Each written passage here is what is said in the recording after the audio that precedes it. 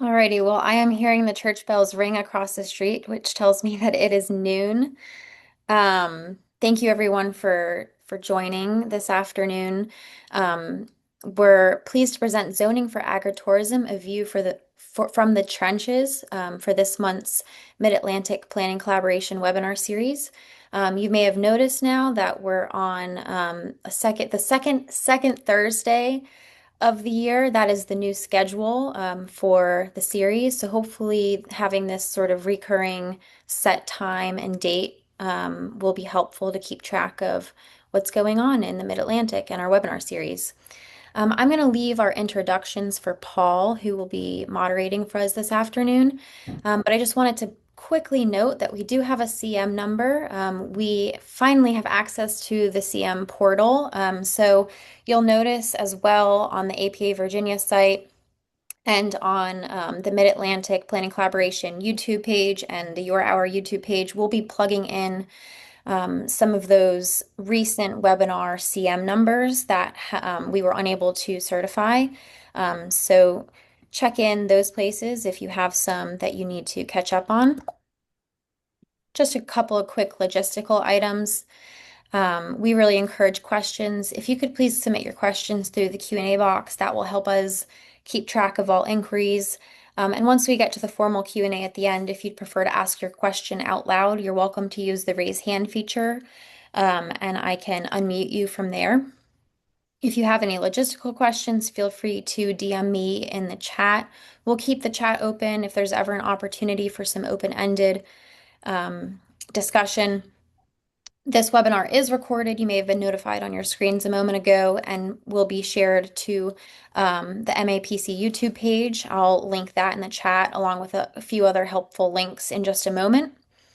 And lastly, this webinar will have some polling, and so that will populate on your screen, and it will give us an idea as to where you guys are joining from and how familiar you are with some agritourism sites. So I'm going to go ahead and hand it over to Paul, but thank you everyone for being with us on this second Thursday. I think we have a great webinar ahead. So thank you, Jillian, and thank you for everyone for coming today. So I will start off and introduce our speakers. Our first speaker today will be Todd Heyman. Todd and his wife run Fat Sheep Farm, Camp, and Cabins, a 5-cabin farmstay located in Heartland, Vermont. Hopefully I said that correctly today. They milk sheep and grow vegetables, fruit, and berries. In addition to raw agricultural products, they also produce their own farmstead cheese and process their own cornmeal, grits, and polenta. They sell their products in their on-site farm stand and into local restaurants. Todd is a graduate of Georgetown University and Stanford Law School and practiced law for over 10 years, including 1 year clerking for a federal judge. His legal background has helped him and other farms seeking to diversify into agritourism to navigate both local and state land use regulations. He also regularly testifies before the Vermont legislature on various proposed laws and their potential impacts on agriculture and agritourism. And our second speaker, if I can get that bio pulled up real quick, is Todd Klein. Tyler Klein. Tyler is a senior planner with Frederick County, Virginia Department of Planning and Development. Tyler is primarily responsible for ordinance development, long-range planning, and zoning map amendments. Tyler has over 15 years of local government experience across Northwest Virginia, and having previously worked for Loudoun County and the Northern Shenandoah Valley Regional Commission. Tyler is a graduate of Virginia Commonwealth University with a master's in urban and regional planning program and a L. Douglas Wilder School of Government and Public Affairs fellow. Tyler also holds a Bachelor of Arts from Virginia Tech in Political Science and History. Tyler is active in the American Planning Association, Virginia chapter, a member of the Rural Planning Caucus of Virginia, and the Mid-Atlantic Planning Collaboration. Tyler has served in leadership roles with the APA Virginia chapter, board of directors, and including the Vice President of Legislative and Policy Affairs, and he lives in downtown Winchester, Virginia. So I will turn it over to Todd to get us started today. Thank you, Paul. I'm going to try and see if I can get this up on the first try. Hopefully that's working. Um, so as Paul said, my wife and I operate a 5-cabin farm stay in Heartland, Vermont, called Fat Sheep Farm and Cabins. We bought the land in 2016 and immediately began farming mostly crops that year, but we did acquire sheep. And we opened the cabins in 2017. So we've been running this business for about 9 years. And the picture there, you can see that's pretty much the essence of what we do is rent little cabins like that. And for the most part, give people experiences with our sheep on daily morning animal chores. Let me see if I can just get there. But in addition to sheep dairying, our sheep are milk sheep. We don't raise them for wool or meat, although we do sell lambs. We do have laying hens. We grow lots of different crops, not on a large scale, but a significant diversity, ranging from grain corn to berries to fruit to veggies of all sorts. The cheese that we make here on the farm for sale is all aged cheese. It's all raw milk. So it needs to be aged at least 60 days. Although we do make fresh cheese as well with the sheep's milk. We just can't sell it because it's unpasteurized. So it's just for personal consumption. My wife is also a fermenter of other types and teaches bread baking classes where it's all naturally leavened. And just a couple of years ago, we put in cold weather grapes, and we're hoping to introduce wine related activities in the future. I just have a few pictures to give you a flavor of what it's like when you invite the public onto the farm and what it can look like, at least in our version. This is some kids getting to try their hands at milking sheep or interacting with the lambs or our ewes. This is what our cheese cave looks like. Most of these are aged cheeses, but there is a picture of a fresh cheese in there as well. That's my wife in the cave that we have. And we have laying hens. The kids go around every morning with her and collect eggs. And you'll see we give eggs to our guests in the cabins on the table there. And we also give them baked goods. The baked goods all come with something like, in that instance, pumpkin we grew here on the farm. And then we also offer vegetable tours. This is just a sampling of the kinds of things we grow. And these are extras that we charge for when the guests come. If they're really interested in the crops, we'll take them around and let them pick baskets of the crops. And here's the corn we grow and the mill and the workshops. And then we also have a small farm stand on the property where we not only sell our own products, but we also sell some from other area farms, all local stuff. It's one of the issues that I think comes up in a regulatory context quite a bit because of, at least here in Vermont, a lot of things that trigger the level of regulatory review depends on how much of your product comes from offsite versus on-site. For us, we're overwhelmingly, the majority of what we sell comes from here, but we do sell syrup from down the road and a few other products. That's just some views of the property in different seasons. And I thought I would start by just explaining how, in my 9 years, I've encountered the regulatory system and some of the challenges I've had. I really look at this as an opportunity to share a little bit about what, as an operator, our experience is with dealing with regulation, with the hope that those in charge of making the regulations can take that perspective into account. So in our 9 years here, we've had issues at various times, never irreconcilable issues, but places where we touch the system surrounding like our barn, which you would probably call like a dual use structure. Originally, we used it exclusively for just drying crops, curing squash, hanging our corn to dry like an old-fashioned corn crib. and eventually wanted to also use it to let the people who are renting the cabins have it as a space to gather, which worked out fine until a neighbor decided that she didn't like that idea too much, even though she was a guest at the gathering. But so that is an issue that I feel like is often forgotten in the regulations. When you have a structure that's been built for one purpose and then later evolves to be used for both agriculture and some other purpose. Other issues that surface sometimes that I think are are rarely foreseen.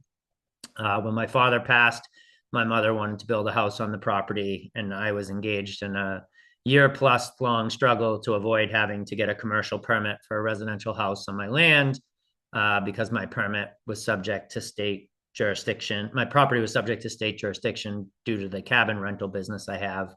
And that took quite some time to sort out, and there was not regulatory clarity on that. Another issue, particularly here in Vermont, I'm not sure if it's as predominant an issue outside Vermont, but a lot of our rules turn on how much of your product by weight, volume, or revenue comes from you versus from elsewhere.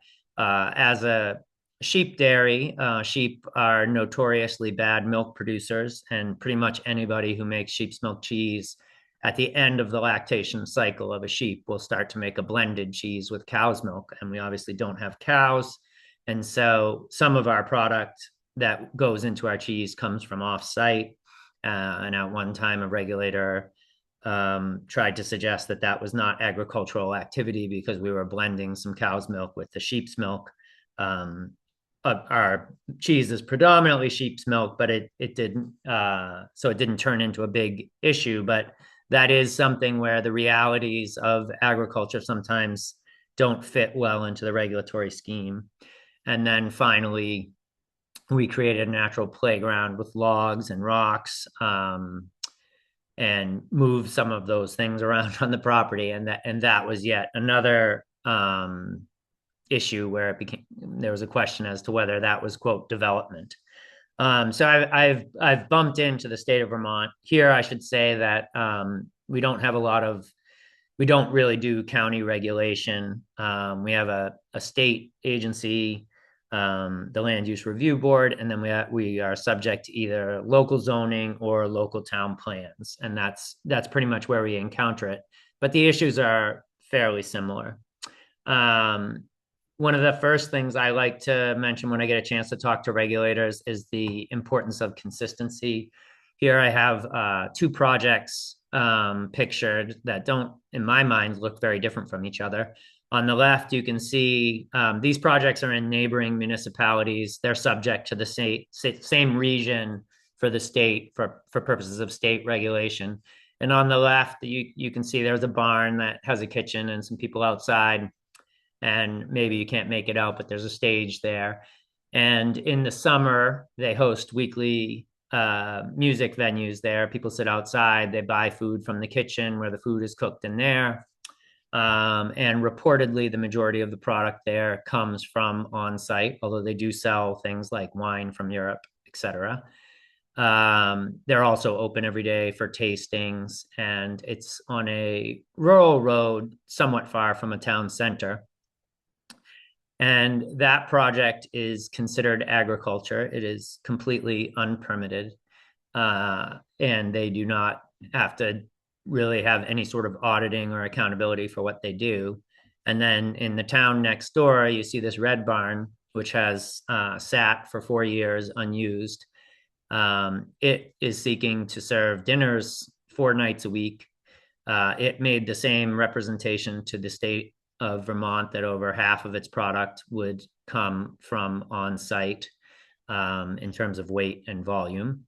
And that project was not only not deemed agriculture, but when it applied for a permit, which the other project didn't even have to apply for a permit, the permit was denied based on considerations of aesthetics, fitting in with rural character. It's on a main paved road 1 mile from a village. And obviously, the dinners were going to be inside the building, not outside. And so when you're an operator like me and you see projects that are fairly similar treated so differently. It not only it decreases the credibility of the individual regulators involved, but also just in the system of regulation itself, where it starts to feel very much like a who do you know as opposed to what are you doing. And as these projects are basically passion projects for the most part. I mean, there's nobody deciding to put their capital into the food business because they are planning to get rich, whether they're processing it as in the form of meals or whether they're just growing raw or producing raw commodities and selling them. And when your business is your passion, and you see differential treatment like this, it's just disheartening for the whole system, and I think it escalates conflict. And so I like to emphasize the importance of consistency every time I get a chance to get in front of regulators. And so that's among the things. Given the opportunity to speak here today, I wanted to talk. I like to start with thinking about like why agriculture historically has always been given preferential treatment under the law in the United States and is exempt from many requirements that other businesses are not, although that is changing to some degree in some places. And as agriculture has continued to struggle in certain regions that don't have the same advantages as, say, the Midwest or California, in an effort to keep these farms in operation or their land open.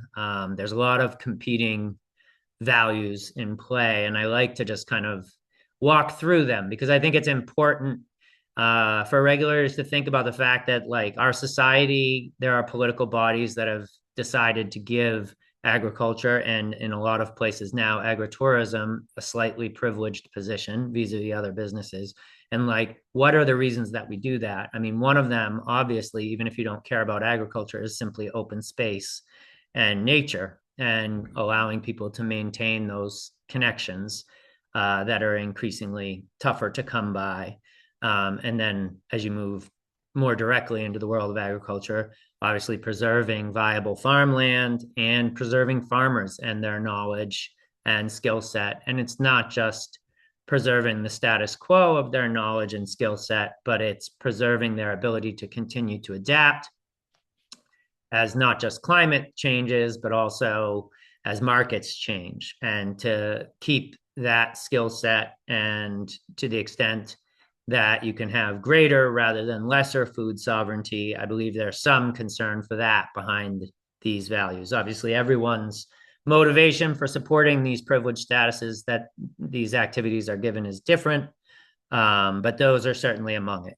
Reducing sprawl, again, a non-agricultural reason, but an important value.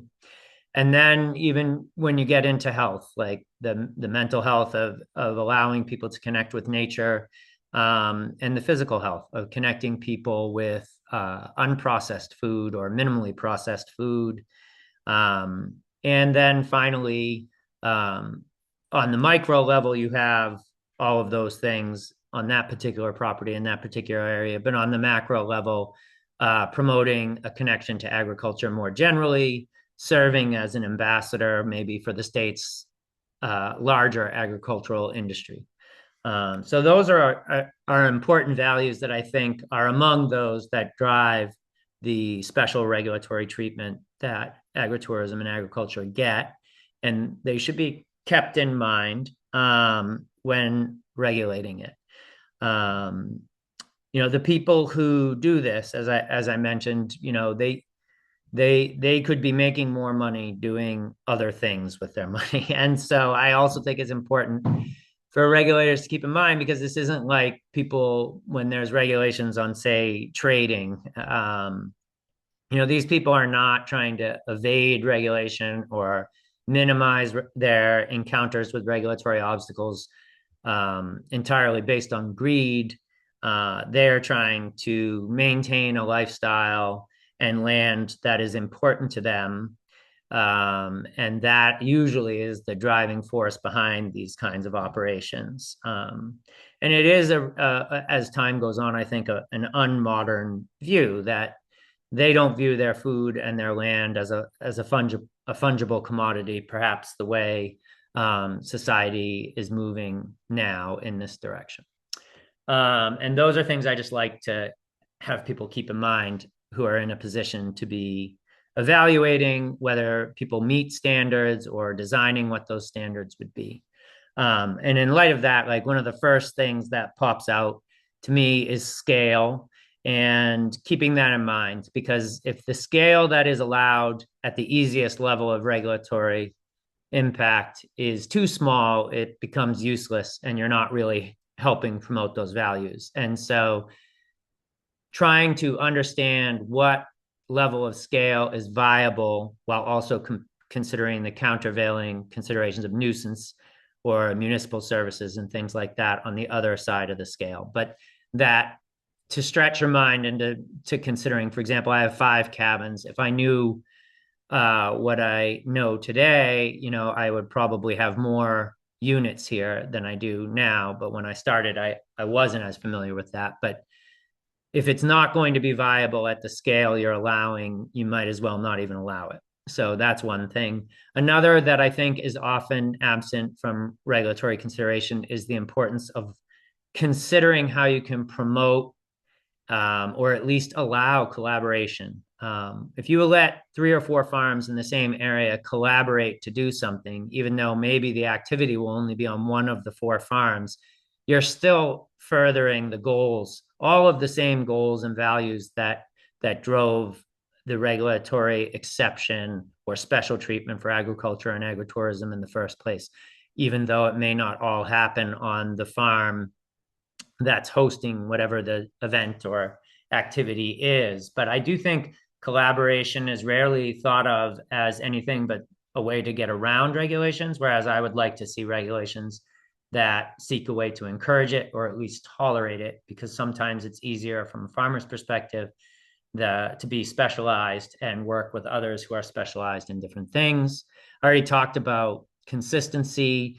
I think a lot in regulations about the difference between very practical regulations where things are black and white and you just set arbitrary limits, which are essentially usually compromises between the competing values of nuisance and allowing these types of activities, versus more vague terms, which are really designed to be sort of purist views of what really is agritourism as opposed to like a fake business posing as a farm.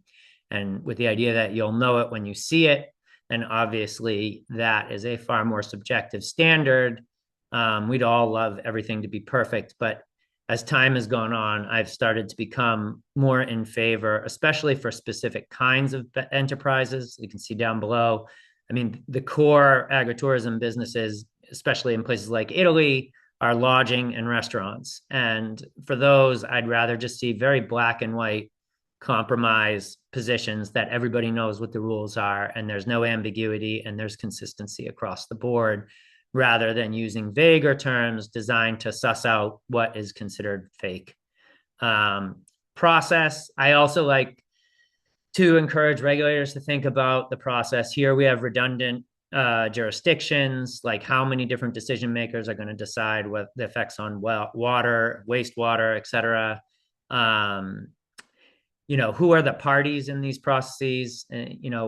With the wealth disparities, we see a lot in rural areas now, and people buying up large properties and not wanting to see their areas change. Like a fairly wealthy neighbor who might only be here 6 months a year can actually hold up a project for years, even if the state is behind it and the local community is behind it. So I encourage people to think about how these regulatory processes invite neighbor participation. I'm a big fan of allowing voices, but not necessarily party status, and to let the government decide if the voice is worth listening to. And then, the costs of like how you deal with appeals and things along those lines, because again, if everything becomes so onerous from a permitting and appeals process, you might as well not create the special rules for these enterprises in the first place, because no one is going to dip their toes in the water. And then I'm running out of time here. And so this last thing I wanted to talk about is just like, and this is more just a brainstorming slide that talks about the different things you can regulate. Again, I like black and white. I'm not a big fan on the left-hand side of the side. You can see things like aesthetic and character because I believe those can be interpreted quite differently by different people. Usually those types of regulations in residential zoning, it's the color of the houses that are acceptable, the type of fence, et cetera. But when we apply it in this commercial context in agritourism, I feel like there's very little standardization. And I think it's important to treat these businesses exactly as you would treat other commercial businesses in those same regions where they're zoned, so they're not subject to special rules. And then finally, on the right-hand side, some of the words that usually need definitions or are used to help do those definitions. And really, there's just no perfect way to do all this. I like words like feature for the product that's produced there, or includes, or regularly includes. But it's really, a fine line between, regulators often worry they're like just growing cilantro. And if that's all they're featuring, well, is that really a farm and a farm business, et cetera? And there's problems on the other end of the spectrum too with things like numerical absolutes or percentage absolutes here in Vermont. Like I said, we have a lot of 50%, more than 50% rules. But then you get into, how do you know what percent or before something opens, whether to permit, or even if it's permitted, is it 50% every day? Is it 50% every week? Is it 50% every quarter, every year? How do you document it? How does anyone prove it? So even things which have the appearance of being black and white often end up not being black and white. And so those are the kinds of challenges that I hope people who are in the position to develop these regulations think through, to make the process as I want to say minimally burdensome, but I'd rather just say as efficient as possible, so that these values that we're seeking to promote can be promoted effectively. And I'll stop there and let Tyler go from here.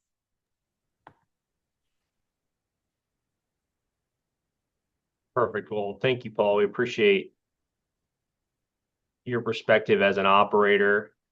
I certainly think that's an important component of this, and I think something that sometimes we forget as we try to regulate these activities, right? You all are trying to make a living. You're trying to keep your property rural. You're trying to, do the best that you can do and not try to be over-regulated. I think the challenge with it, particularly in Virginia, which is where my perspective comes from, is, some of these activities, they're operating under the guise of agritourism, but they're not really agritourism activities anymore. So again, my name's Tyler Klein. I'm with Frederick County, Virginia. So my perspective is based entirely on Virginia, but I think we share a lot of the similarities with, what Todd shared about his operation in Vermont. Agritourism is defined as any activity carried out on a farm or a ranch that allows members of the general public for recreation, entertainment, or educational purposes to view or enjoy rural activities, including farming, wineries, ranching, horseback riding, historical, cultural, harvest your own activities, or natural activities and attractions. An activity is agritourism activity, whether or not the participant is paid to participate in the activity. And it's a fairly broad definition. Most Virginia localities, including Frederick County, basically utilize this definition as their definition of agritourism in their zoning ordinance. And I think that rural activities umbrella that's established in the Code of Virginia is fairly broad, and what you see is quite variety around different operations throughout the localities. The Code of Virginia further states that no locality shall regulate the carrying out of any of the following activities that an agricultural operation is defined unless there is substantial impact on the health, safety, or general welfare of the public. And it notes agritourism, the sale of agricultural products, preparation, processing, or sale of food products, and other activities or events that are usual or customary to agricultural operations. And it says that any local restriction placed on the activity listed in the subsection shall be reasonable and shall take into account the economic impact of the restriction on the agricultural operation and the agricultural nature of the operation. and that we further may regulate outdoor amplified music, but not the noise generated by activities on the list. So the Code of Virginia establishes what we can and can't regulate, and it really limits local regulation to the extent of the public health, safety, and welfare. Virginia also has a right to farm bill, which also further limits local regulation of these activities. So again, I'm in Frederick County, Virginia. It's far northwest Virginia at the top of the Shenandoah Valley. We are a previously mostly rural jurisdiction that has changed dramatically since the 2000s. We've become a much more suburban and urban district. We have a rich agricultural heritage. And the changeover from that rural economy to this kind of suburban jurisdiction has really played out in our agricultural and rural areas. We've seen the loss of farmland, orchards, open space, really to rural residential development. Frederick County used to be the largest apple grower in the country, and now we're certainly not one of the top producers. We do have White House Apples is headquartered here, so it kind of gives you a perspective of kind of where the economy was. And that shift in the kind of physical landscape has played out in the politics as well. We used to have a board of supervisors that was mostly rural landowners, rural farmers, and now we have a much more diverse set of board members. And that's really changed the perspective on how we should and could regulate rural areas. We do have comprehensive plan policy, most recently updated in 2021, which outlines our policies for rural land preservation and speaks to the diversification of allowed uses for rural property owners. It lists specifically agritourism and related activities, and crafting that policy in our code and ordinance, really trying to give rural landowners the opportunity to keep their property rural and not subdivide it was the main goal. So we've updated our code a number of times to expand that rural use list. So we have not only govern how rural property is managed through the county zoning ordinance, but also, again, going back to the Code of Virginia. And we have a conditional use permit process that's sometimes called a special exception process for various activities that are kind of outside of agritourism. And we have site plan requirements. If you're unfamiliar with the special exception or conditional use permit process in Virginia, it requires a public hearing, so legislative applications, and we can assign conditions to regulate the use. And those the conditional use permits tend to be context sensitive, looking at properties on a case-by-case basis and deciding how we should best regulate it. In our rural area zoning district, which is our agricultural zoning, we call out specifically special event facilities as something that we do regulate through a conditional use permit. I'm going to use special event facilities as one because they tend to fall on rural property, and we've had a kind of an influx of them. I know it's not unique to Frederick County, having talked to colleagues in other jurisdictions like Loudoun and Fauquier and Shenandoah counties. And we define special event facilities as a facility or site utilized for events that are typically conducted on a single day, but which may be conducted for up to 3 consecutive days, for which attendance is permitted only by invitation or reservation. Special events include, but are not limited to, meetings, conferences, banquets, dinners, weddings, and private parties. It doesn't speak specifically to any kind of agritourism uses, but we find these event centers are typically paired with other agriculture and agritourism activities on properties as rural landowners are diversifying their income streams. In addition to a definition, we provide additional regulations for this use. Again, kind of speaking to what Todd was saying, we were trying not to overregulate this when we originally established this use back in 2017. That was at the direction of the Board of Supervisors. They didn't want to make the process onerous or burdensome to rural property owners. So instead of a site plan requirement, we required an illustrative sketch plan. Really, the difference of that is it doesn't have to be scaled, and it doesn't require a professional engineering seal. And when you see the example that I'll talk about later, you can see kind of what the challenges are in enforcing that. And people that are familiar with site planning will be familiar with that. It requires the review and approval of all structures by the building official. I know this is not unique to our jurisdiction, but our building official is quite generous with rural property owners about what structures are agriculturally exempt from the building code. And this has become quite the challenge when some of these structures are being put up and kind of spilling out of that agritourism realm into this kind of commercial realm. We also have requirements for hard surface materials for entrances, driveways, and travelways. We require adequate off-street parking on stable ground. maintained free of mud, stabilized, and prohibit tracking mud and debris onto roadways. We allow for portable toilets to be permitted, and they must be screened from view from properties. And anywhere where there's shared access requires all the owners to provide written permission. So what happened? Very early on, we got kind of overwhelmed after we added that use by rural property owners seeking to establish special event facilities. And they varied greatly. Some properties were just kind of rural residences, and they were using their property to allow people to set up temporary tents and do weddings and other events. And some were farms, and they were looking to, do kind of larger events. And again, varying scales and intensities around the county, and that's since 2017. I want to call attention to one case study, which is we call it it's known as West Oaks Farm Market. It was actually our first special event facility. It was an existing Century farm. They had a farm market on a different property that they were looking to move to one of their properties and establish it. They intended to do agritourism activities. They had pick your own activities throughout the year, orchards, strawberry patch, pick your own flowers. In addition to those activities, they sought out early on to apply for a conditional use permit for a special event facility in a deli style counter restaurant for 275 persons. When we met with them and spoke with them, it seemed relatively innocuous. They gave us the story that you hear from a lot of rural property owners. Hey, mom and dad don't really want to farm anymore. I don't want to farm, but I need some income so I can keep this property rural. And we were like, yes, of course we wanted to stay a rural property. We don't want to chop up this 300-acre tract into 5-acre lots. We don't want to have something else happen to it. So sure, it makes sense. As part of that conditional use permit process, they applied and gave us this illustrative sketch plan, which you can see is incredibly rudimentary. And you have to ask yourself, looking back on it now, is it enforceable, right? Not to scale, kind of, here's our market, here's our venue, here's our picnic shelter, here's our driveway.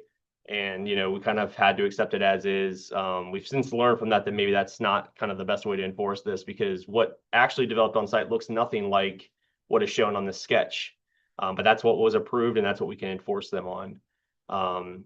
So next couple slides are just images of the property. They started by building this 20 or 30,000 square foot farm market, which when you look at the imagery, looks more like a grocery store than what we would typically associate with a farm market. It was evident to us very early on that the products being marketed and sold in the farm market were not grown on the property. And we have stipulations in our ordinance about farm markets and off-site farm markets. It was very evident that what they were calling a farm market for their property was not, in fact, a farm market for their property.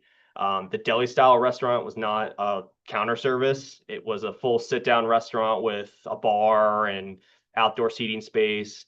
And then their event space, while approved for 275 people, quickly grew out of that, and they were not doing those kind of private events that we had defined in our ordinance. They were doing much larger gatherings. This is some imagery taken as part of a violation process that we did. And this is a West Oaks farm market.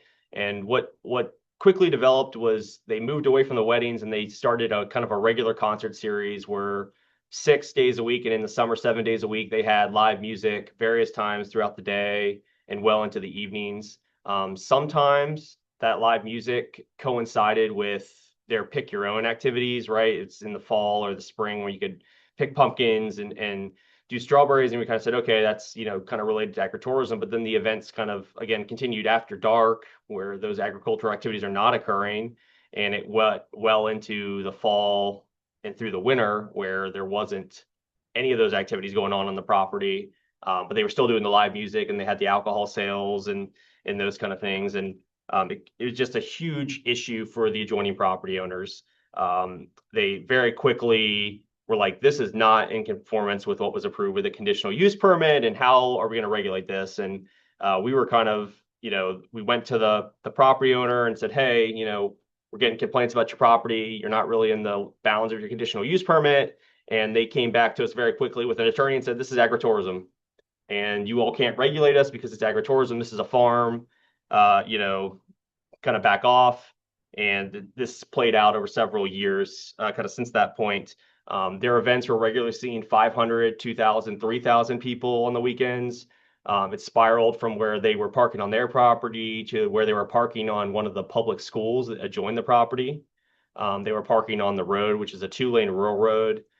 They were approved for a low volume commercial entrance, but it's clearly not a low volume activity.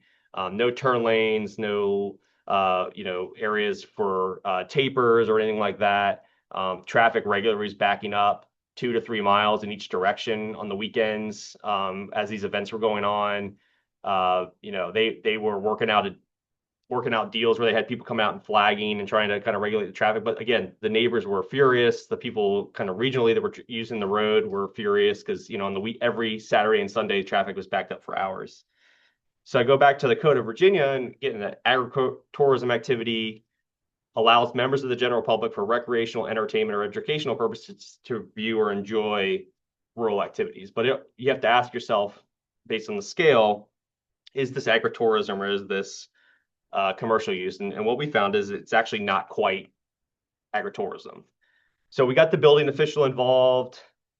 And they ended up revoking a couple of their agricultural exemptions for some of the buildings because it was very clear that the stage that they erected with professional lighting and sound system was not being used for agricultural activities at any time. They weren't storing hay there, they weren't storing animals or anything like that. Building official quickly yanked that away. And then we said, okay, your structure doesn't comply with your conditional use permit, which didn't show that structure, so you got to take it down. So they removed the stage and they were left with their picnic shelter and things like that. We've had an ongoing kind of zoning violation about the number of people that they have there because, again, that concert series is not a ticketed event. It's not capped at 275. Surprisingly, the fire marshal really didn't care, but VDOT cared about the entrance. So they're going through a new entrance permit process to kind of expand their entrance and make those necessary road improvements. We've gone through a number of Board of Zoning appeals, and there's a separate lawsuit that doesn't involve the county, but the neighbors are actually doing a lawsuit because of the live music. They have constricted their concert series and their music to be less nights per week, and it's kind of contained in their courtyard and inside. But the traffic is still a problem for the neighbors, and the noise is still quite audible, and we don't have a rural noise limitation. So we're in the process of adding that to our code. So what did we learn? Did this become a nuisance use? Is it truly accessory to agricultural and agritourism? Is it commercial? And at what point does that kind of pendulum swing from agritourism to a commercial use and how it could be regulated under the commercial rules? Again, we're still trying to balance the goals of rural property owners with the county's goal and the neighbors' concerns. We obviously want to maintain rural property. We want to give rural landowners the opportunity to keep their property, not be forced to subdivide it, find other income sources, but we have to be kind of doing a better job of working at that micro and macro scale that Todd mentioned. And what can we do better as planners? It's been very evident that our regulations could and should vary by scale. We need to have rural noise regulations, which we don't currently have, which I don't think a lot of localities have in Virginia. And we need to impose a site plan requirement. The illustrative sketch plan is truly a useless piece of paper more than anything. While it's great to kind of conceptualize what could be there, the actual engineering of it needs to be done to a site plan standard, right? You need to know the parking, the utilities, what structures are there, how big they actually are, and things of that nature. We're looking at the seasonality of activities, right? If it's truly a pick your own and it's only operating in October and they have some events, I think that's agritourism. But if it's a year-round kind of big party kind of atmosphere, it's really not agritourism. Again, we're trying to maintain farms as the farms and fulfill the rural policy of the county's comprehensive plan. So I think with that, we'll certainly go to some questions. And I'm sure there's some in the chat. I'll turn it back over to Paul. Yeah, thank you both for sharing. And then I'm going to start off with some of our questions in the question and answer box. So the first question is for Todd. And how many acres of ag production do you have? We have about 2 acres of crops and maybe another 15 or 16 of pasture for the sheep. And that's on a 58-acre property. So about a little under a third of it's open. The rest is managed forest land that's also part of a state forestry program. Okay. And then the next question is also for you. How do you handle marketing and branding? Do you get help with that, or do you handle it yourself?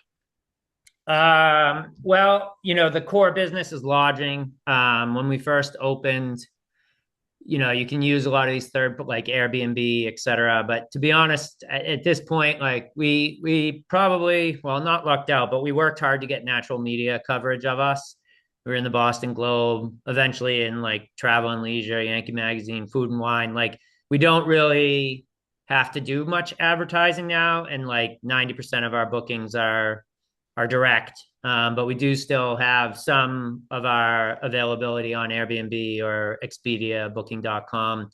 But we don't really do any sort of like paid advertising. We do one ad every year in Yankee Magazine, which is a New England-based magazine.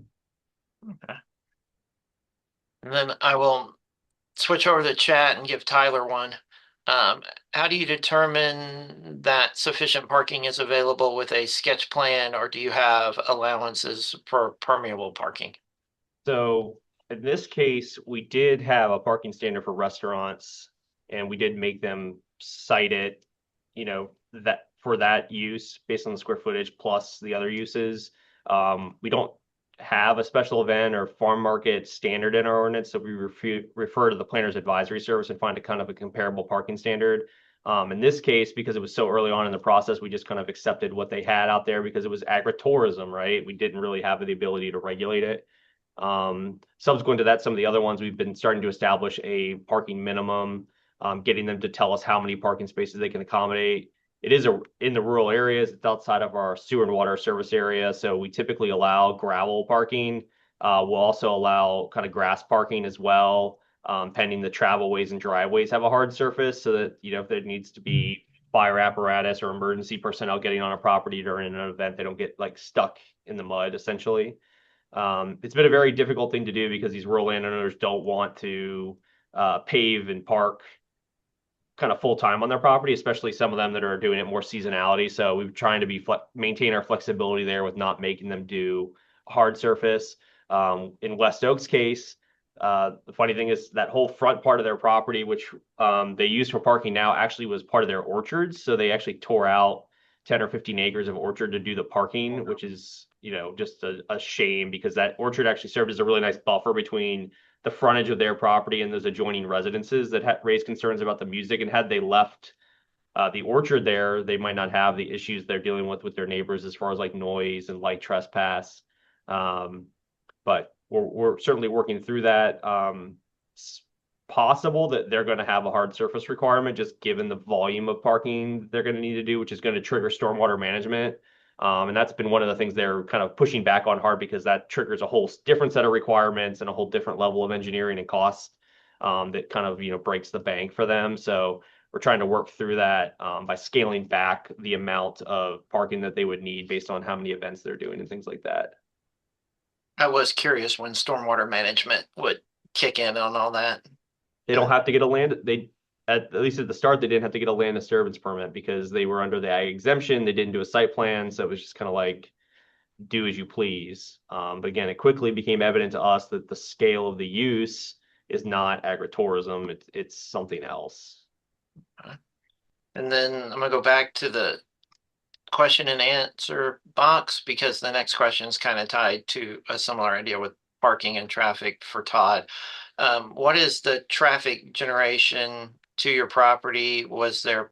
And then the next part of it is, was there pushback from neighboring community about the traffic increases on rural roads? Yeah, so I'm on a dirt road. I'm a mile up a hill from a main drag. Um, the state law that regulates me that I have a permit for traffic is one of the considerations, traffic and parking. We are allowed gravel parking and such. But if you think about it, I have 5 cabins. So at most you could say there's, maybe at most a trip in, a trip out. If you wanted to say 4, it's like 20 trips on a road a mile up. And so, and I should say that like in getting my permit, it was a breeze. I mean, none of my neighbors objected. I had went to all the neighbors before we even bought or the neighbors who were next door to us who could see what we were going to do, told them what we wanted to do and made sure that they were okay with it before we even bought the land. But there hasn't been much pushback to the traffic. Ironically, when my mother's house was built, which is much closer to the road, and it was residential, ultimately deemed residential and not requiring a permit, that's when all the complaints against my cabins poured in. And they were really fictitious complaints about the cabins that were more just upset that somebody had put another house on the road. And I bring that up. Tyler, I'm sort of horrified to see what Tyler's whole presentation was about. I mean, we don't see businesses like that here in Vermont. And I don't think up here, at least, that's the spirit behind what's happening on our farms. Okay.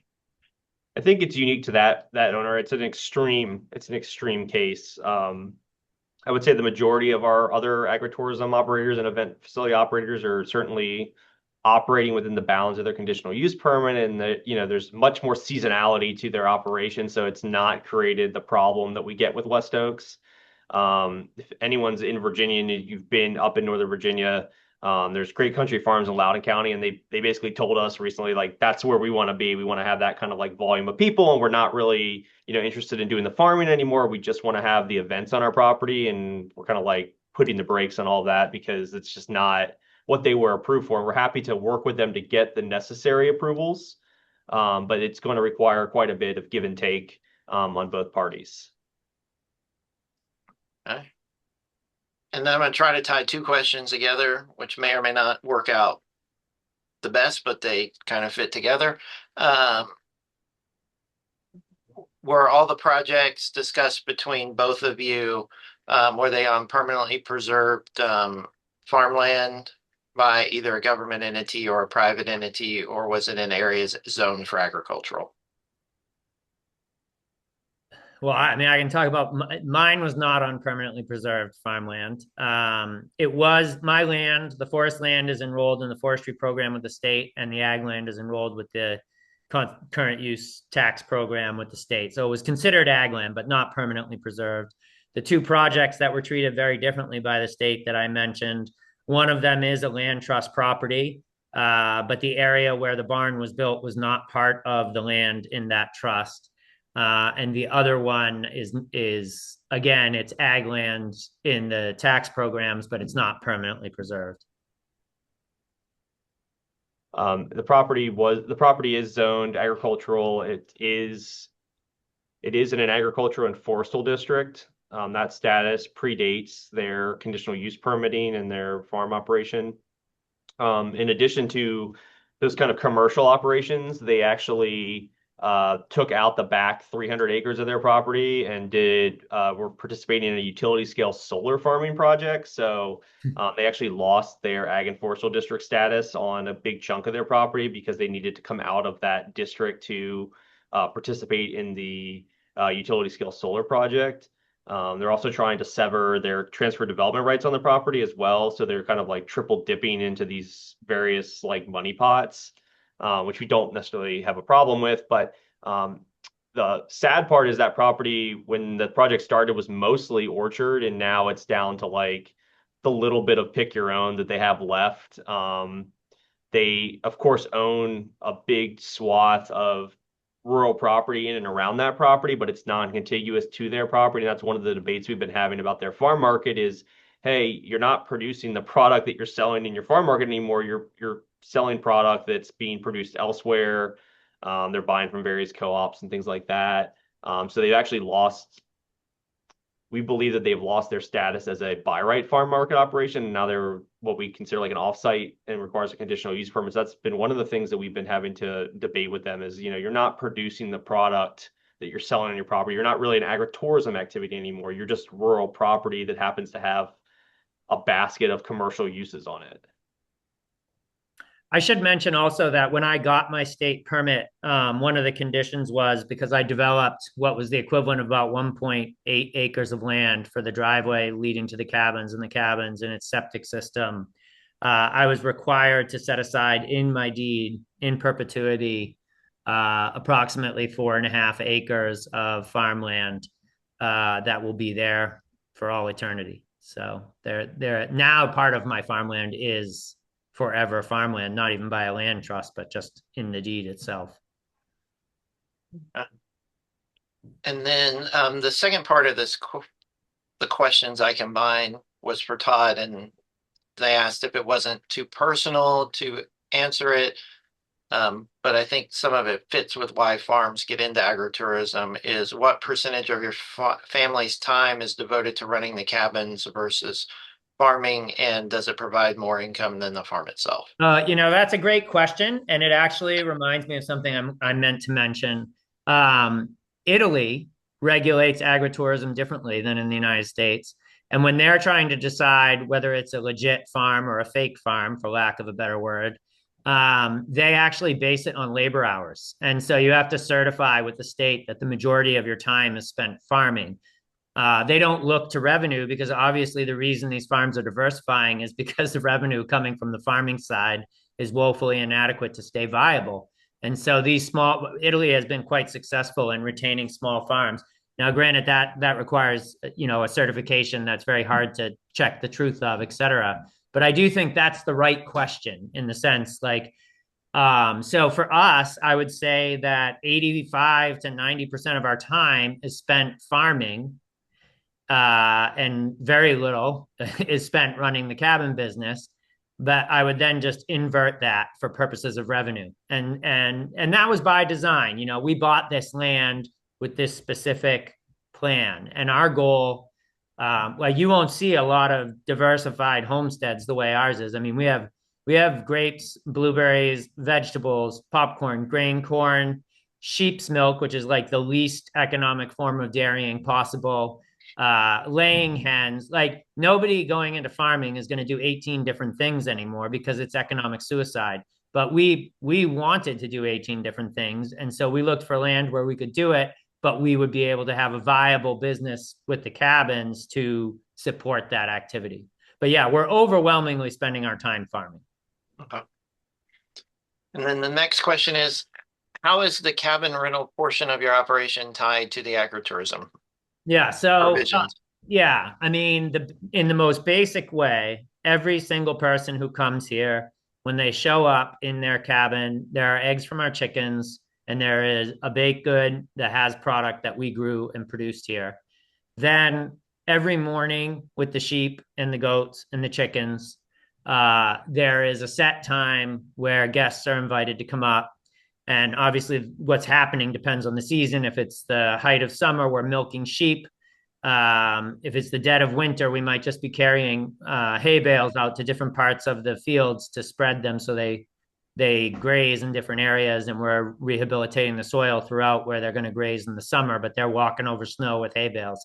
But every morning you get the choice to interact with the animals, do the morning animal chores with my wife, and then those same cabin guests can basically, for lack of a better word, buy extras like workshops where they learn to make cheese, the tours where they pick and take the product into their cabin. All the cabins have kitchens, so they can make meals from them, or the bread workshops and things like that.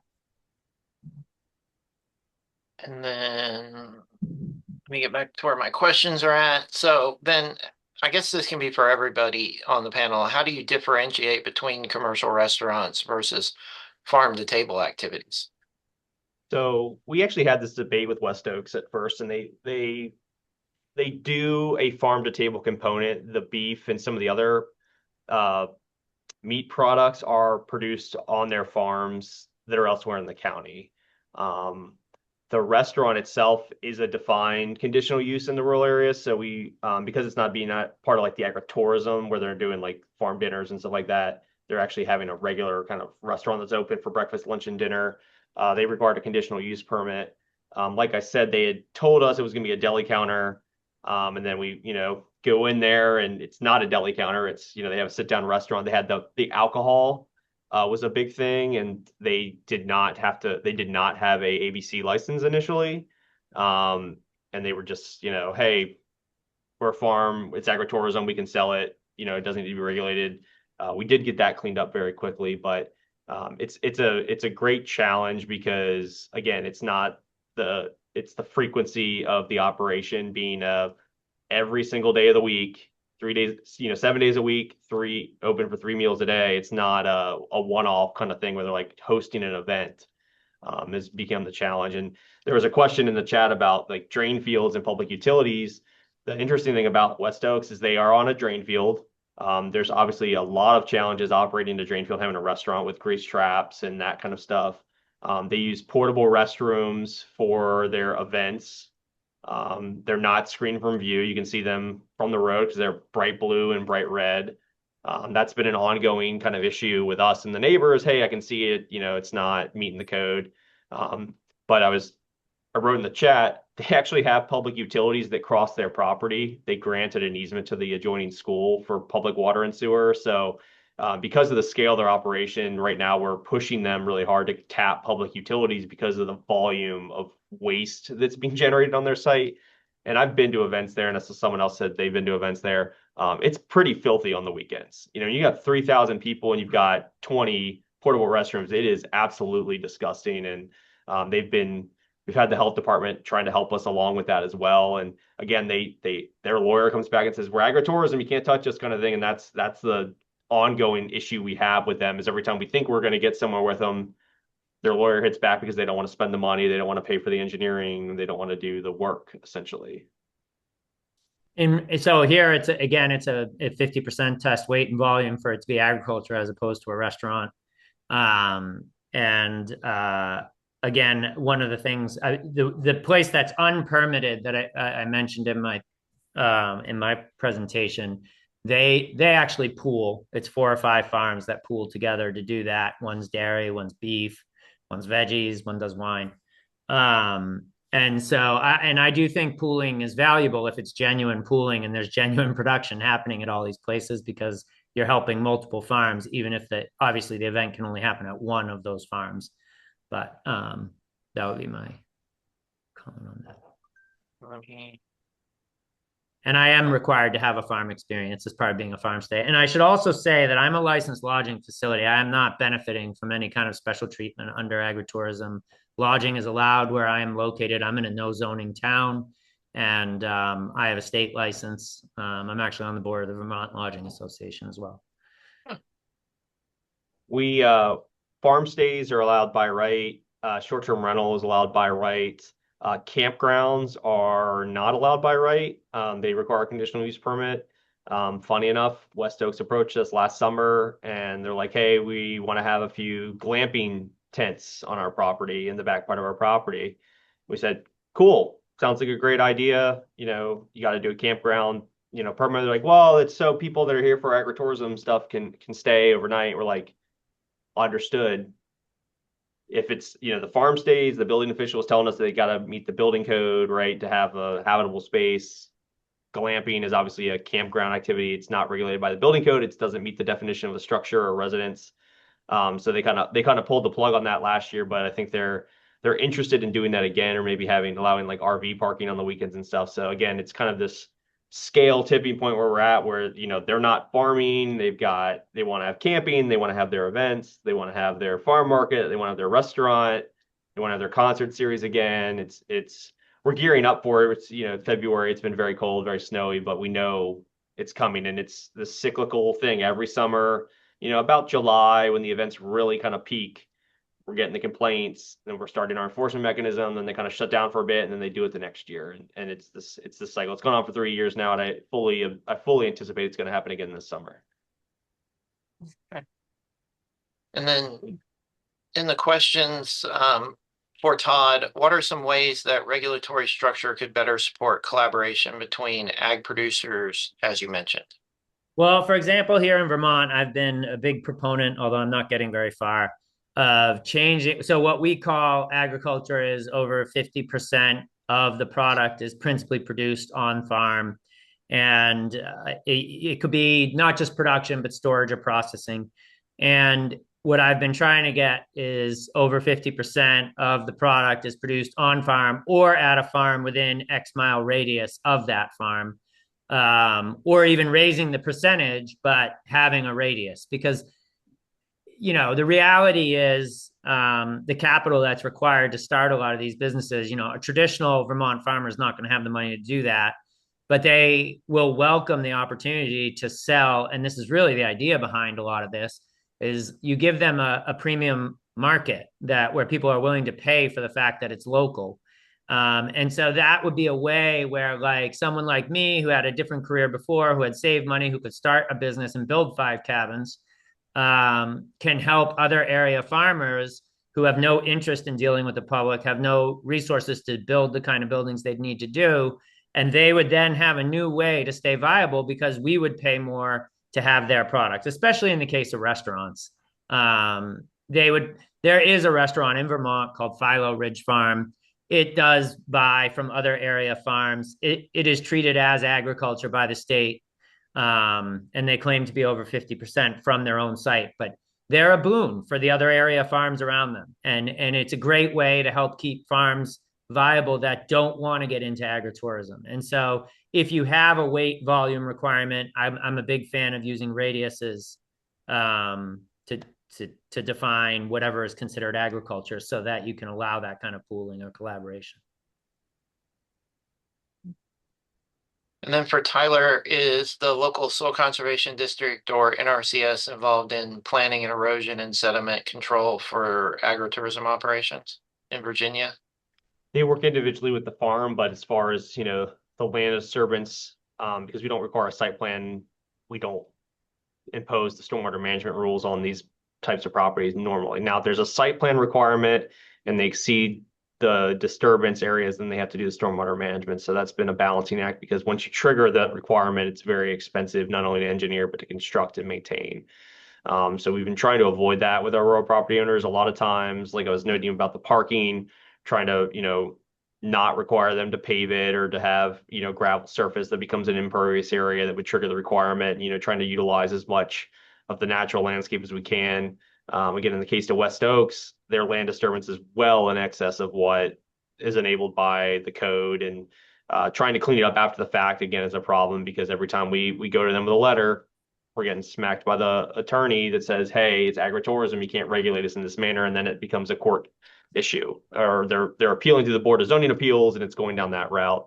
I think the tenor on our elected officials has greatly changed. Like I said earlier in the presentation, where in the past, I think the majority of the board members were either rural landowners or rural farmers. That has changed dramatically, and the current board members are certainly receptive to their neighbors' complaints and said, hey, I bought this rural piece of property to be a rural residence, and I had this beautiful view, and the neighboring property was a farm, and I've got no issue with it being a farm, but I do have an issue with them having an event with 5,000 people there.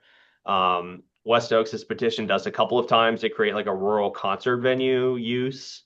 We've not received the board support for that at this time, but that's probably the direction we're going to have to go to. We're going to have to find some mechanism to regulate the commercial nature of these rural properties, because it's gotten out of control.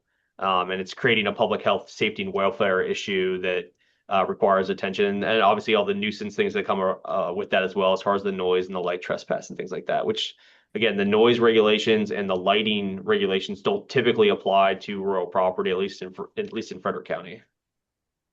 And then the next question is also for you, and I'm about to butcher a Virginia county name in this, so I apologize to everyone. Can you address the cumulative impacts of total number of agritourism sites in Frederick County? The question person is a policy specialist covering Albemarle and Greene counties, and they're seeing traffic impacts generated from multiple rural area venues.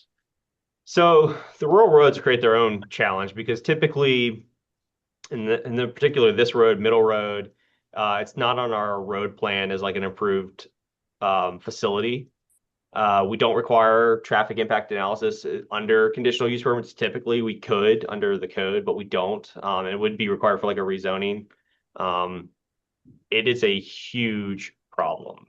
And there's not a good solution. VDOT is not necessarily, engaged in the way they could be on this because it doesn't rise to the level of concern because it's mostly a weekend issue. It's not a everyday thing. It's a weekend issue.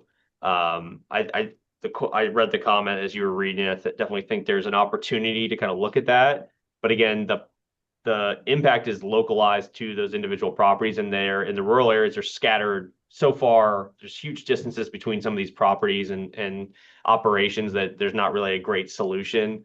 In the case of West Oaks, I think them moving from a low volume commercial entrance to a high volume commercial entrance, more akin to like what you see in a shopping center or another kind of industrial property, is probably the direction that VDOT's ultimately going to go. Widening the entrance, requiring it to be a paved surface, changing the design radii. They do have a right turn lane, but it only accommodates like one vehicle at a time. So when you have that kind of like stacking issue of people waiting to turn, increasing the tapers, and then creating a left turn movement. The challenge with that is because VDOT does the building of the facilities or manages them, the county's not going to build the facility. So it falls back on the property owner. And I mean, that's a huge cost lift for West Oaks. So it's something we've been working on with them, and it'll rear its head this summer again, and we'll get back into this discussion, and it'll kind of peter off again. And it's a cyclical cycle where we're not able to really do. I think that, like I stated earlier in the presentation, the Code of Virginia really hampers at least Virginia planners in over-regulating these facilities like you would other commercial uses. So that's just one big challenge that we're trying to all contend with. Okay. And then, unless we get any more, this may be our last question. And any suggestions on how to support a farm that's been actively farmed for hundreds of years, but the city has rezoned to the area for housing? Yeah, I read that question as well. I'm kind of curious. Frederick County does not engage in kind of that, like the county doesn't initiate rezonings. Certainly we have slapped, future land uses on property, rural property. It says, hey, in the future it could be used for industrial and things like that. I think it's, diversifying your use list to enable them to continue to farm or make profit off of the property that doesn't require them to subdivide the property into houses. If not having housing is your goal. In Frederick County, not having housing in the rural area is kind of the goal, right? It's an impact on services where we don't have services planned. So we want our housing growth to be in the urban development area of the county, the area where we have planned for residential growth, higher densities, and those services. So that was one of the reasons why back in 2017, we kicked off that initiative to expand our rural use list, because we knew that if we don't give these farmers an outlet to make money in another manner, they're going to subdivide. That's the best value they'll have. So we had our transfer of development rights program, which enables them to sever their development rights and cash in on them elsewhere in the county. We expanded our rural use list. We beefed up our conservation easement authority project.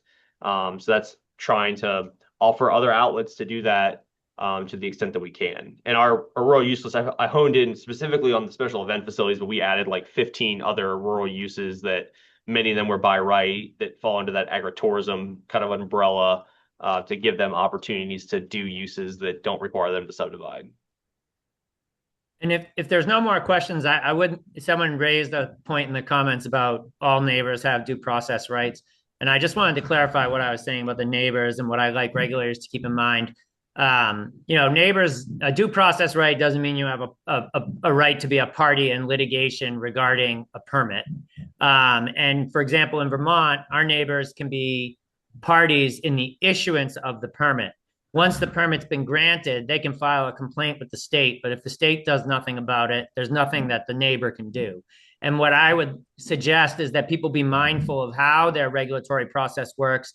At what points can the neighbors be involved? Because if you look at things like rural character, fit within the community, those terms are incredibly subjective. And if you allow a neighbor to have party status, even if 99.5% of the town all agrees that it fits within the rural character, like you can still file a lawsuit if you have the right to be a party and at that stage in the process and hold up a permit for 4 years just by having enough money to spend $1 million on legal fees, which happens here regularly. funny enough, West Oaks, the 9 homes across the street from them are probably the largest concentration of wealth as far as like assessed value in the county.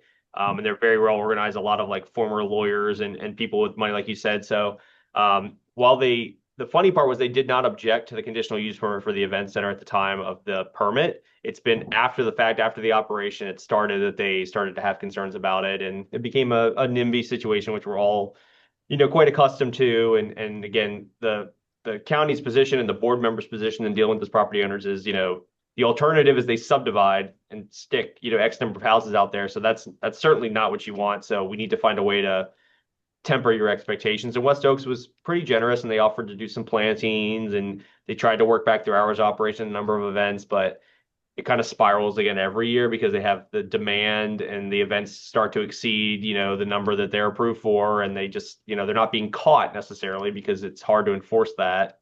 So that's been the challenge. I mean, they have nuisance rights. They can bring nuisance actions. I'm surprised you don't have sound ordinances to control those things, parking ordinances for the number of people. I mean, to me, that seems like a problem that of like lack of foresight of what was going to happen, which I'm not blaming anyone for. But I mean, that certainly couldn't happen here where we are. I mean, we even in these little tiny towns, they have sound ordinances. It can only be X decibels at the property line, et cetera. And then they have parking requirements to get the permits. Like you have to have enough space on your land to put everybody there.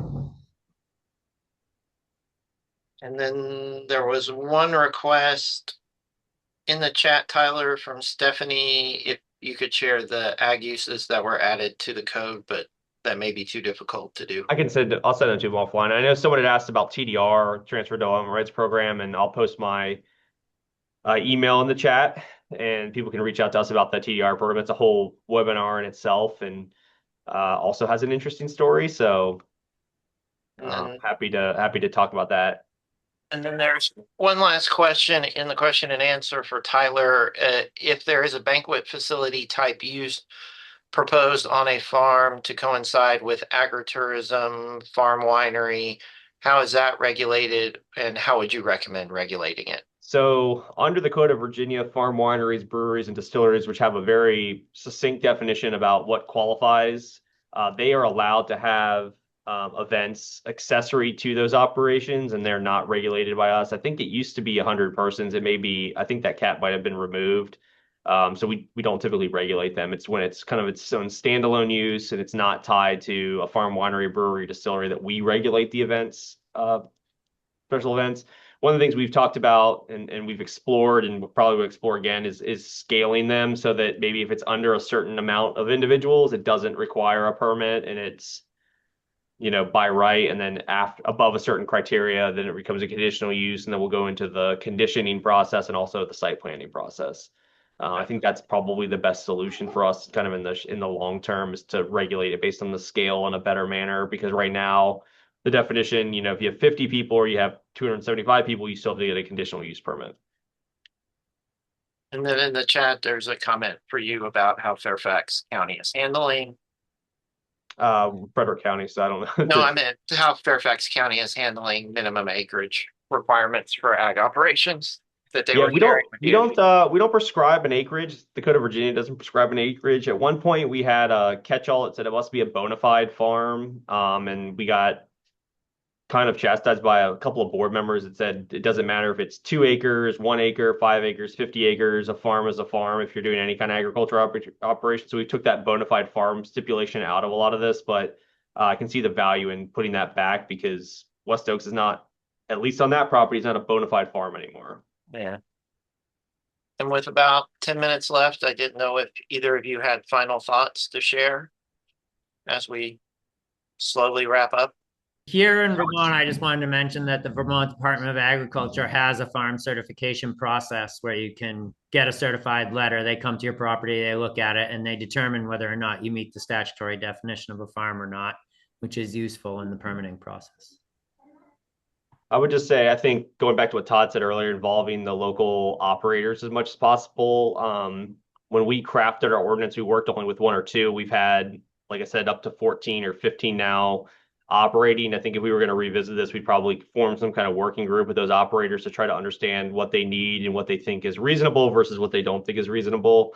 Back in 2017, when there weren't a lot of examples, we were just kind of flying in the dark and trying to be reasonable, but also not be burdensome and maintain that kind of like business friendly approach that Frederick County desires. But I certainly think now there's value in bringing in the operators and trying to figure out how do we make what they're doing fit into what we're allowed to do with public health, safety, and welfare. Um, I believe that's all we have, Jillian. Well, thank you to both of our speakers, Todd and Tyler, for sharing both of your perspectives, and Paul for guiding us through this robust Q&A portion of the webinar. I'm really glad that we were able to get to so many questions. I know both of our speakers are happy to be a resource if you have any questions that you think of in the days to come. Again, this webinar was recorded and will be shared to our YouTube page, which was posted in the chat, but we'll be sending out a follow-up email to all attendees, which will include the slide decks, speaker information, and that link to the recording. But thank you everyone for being with us this afternoon, and we hope to see you next month on the second Thursday.